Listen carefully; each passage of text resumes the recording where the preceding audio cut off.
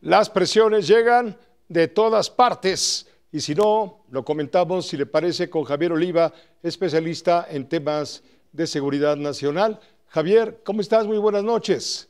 ¿Qué tal, Pepe? Gusto en saludarte y gracias por esta oportunidad y saludos al equipo. Muchas Gracias gracias. a ti por recibirnos en este momento. Oye, pues ¿cómo ves? Están llegando presiones de todas partes. Hay quien está muy interesado en ver que se rompa brutalmente la relación en términos de seguridad entre México y los Estados Unidos.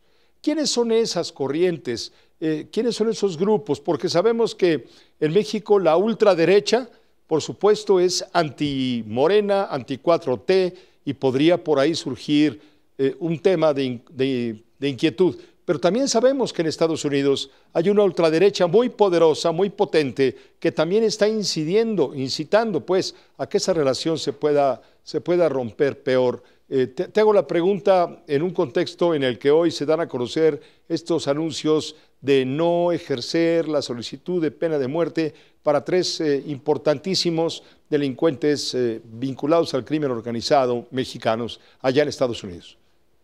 Pepe, es muy interesante la pregunta que planteas porque hay que recordar que a partir del 20 de febrero de este año, formalmente 6 organizaciones mexicanas criminales fueron clasificadas como terroristas. Entonces, el hecho de que hoy estén dialogando con sus representantes implica una clara muestra del interés de la élite política estadounidense de no romper con el gobierno mexicano a propósito de distintas colaboraciones, por ejemplo, la contención de la migración. En este semestre se documentó de que México sigue siendo el primer socio comercial a nivel mundial de los Estados Unidos y por el otro lado la cooperación en lo que se refiere a la contención en el tráfico de drogas. Entonces, este es un proceso de negociación un poco contradictorio porque calificar organizaciones terroristas y luego negociar con sus cabecillas, pues siempre genera un poco de suspicacia, pero me parece que el gobierno mexicano está siguiendo una ruta interesante en lo que se refiere a los procedimientos, en lo que hace a la cooperación en materia de seguridad binacional. Este es mi primer comentario.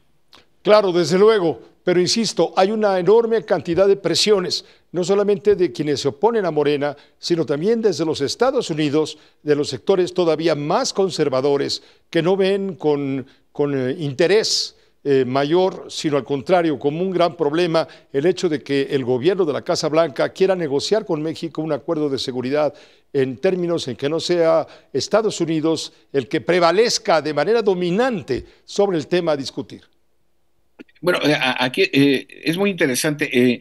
Si leemos y estudiamos con detalle el discurso de inauguración del presidente Donald Trump el 20 de enero, los 5 temas, los ejes que argumenta, todos tienen que ver con México.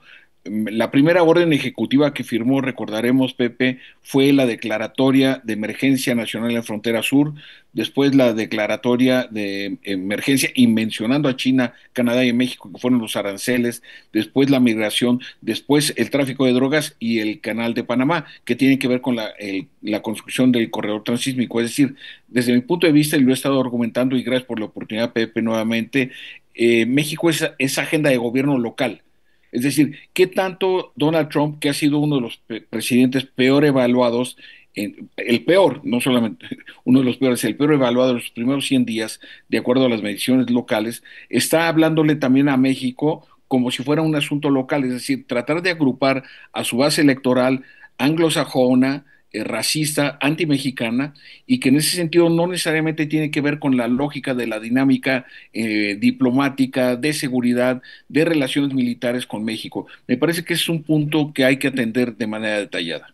Entraste con la espada desenvainada cuando señalaste hace un momento que no te explicas, y muchos tampoco, cómo es posible que Estados Unidos, quien ha calificado a los grupos delincuenciales del crimen organizado como terroristas, esté dispuesto a negociar con terroristas y permita, por ejemplo, a la familia de Ovidio, 17 miembros, trasladarse con todo y dinero y chivas a Estados Unidos y esté ahora negociando con Ismael El Mayo Zambada, con Vicente Carrillo Fuentes y con Rafael Caro Quintero.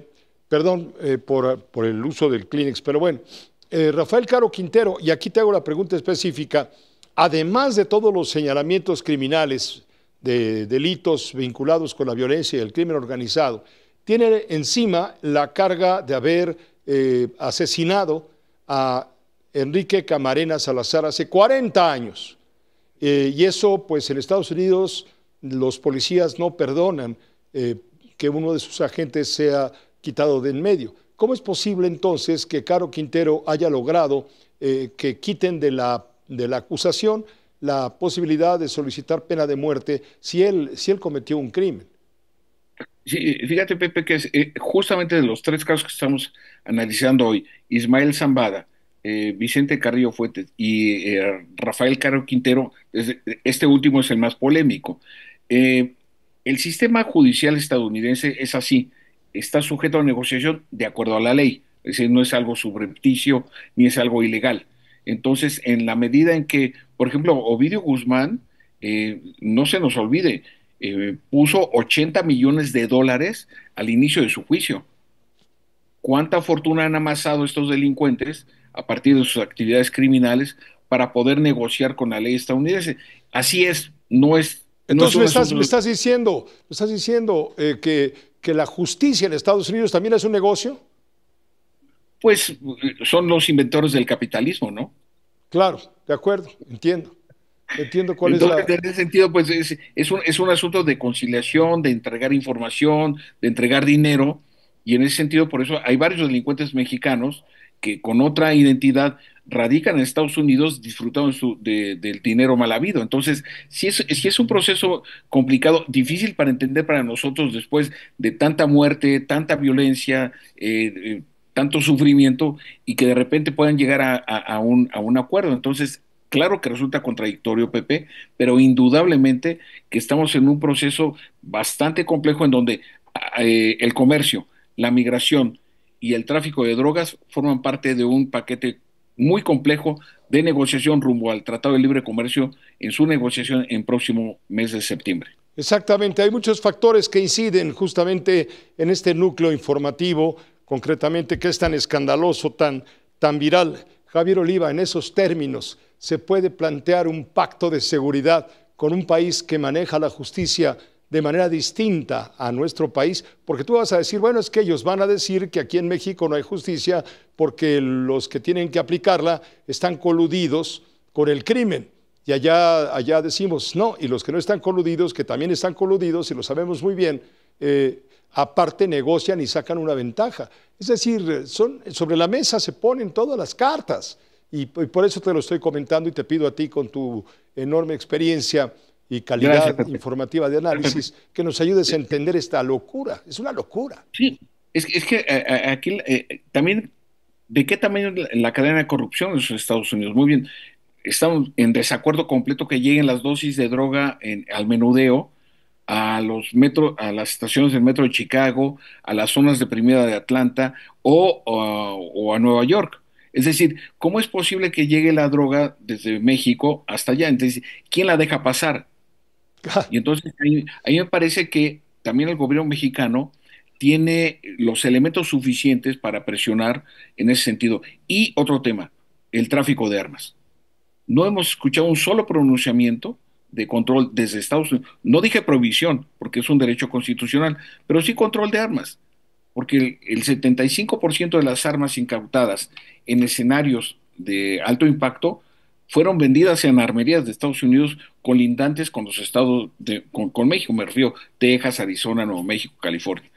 ¿Dónde está la parte de colaboración? Me parece que ahí hay una parte importante en donde el gobierno mexicano puede presionar, en donde no solo se trata de exigir en el sentido del rendimiento, de cómo aportamos en el sentido de la seguridad bifronteriza, sino también qué correspondencia hay en el sentido de el control y la venta de armas. No prohibición, Javier control. Oliva, te agradecemos muchísimo la oportunidad de esta conversación con quienes nos acompañan, con los televidentes de Uno TV Noticias. Oye, Pepe, déjame decirlo en público, ya te extrañaba. No, hombre, muchas gracias. Empatados, empatados. Que estés muy bien. Hasta luego. Gracias, Gracias, Pepe. Javier Oliva, siempre tan generoso, tan gentil. Bueno, esto es lo que está sucediendo. ¿No cree que es una locura lo que le estoy diciendo? En fin, ya veremos. Ahí vamos, arando.